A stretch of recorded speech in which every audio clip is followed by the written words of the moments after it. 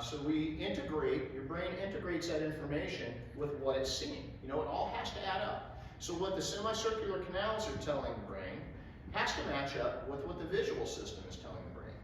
Okay, and what happens sometimes as we get older, the visual system is just not as sharp as it used to be.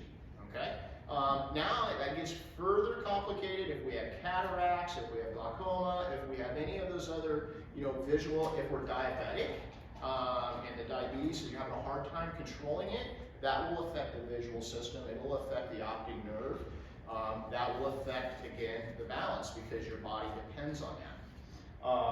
Then we touched already about the muscular system. You know, we talked about the hips, the abdominals, the quads, the calves, the ankles, and again, all of that has to be, you know, has to be integrated. It has to work together as a system.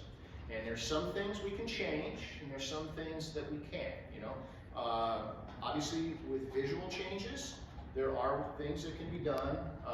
You know, ophthalmologist, optometrists handle that. But sometimes there's visual changes that we just can't get around. And so then we have to really focus on the other parts of the system and make sure all of that is in good working order. The easiest part of all of these systems to improve is going to be flexibility, it's going to be strength, it's going to be conditioning, and it's going to be the balance sense or the proprioception.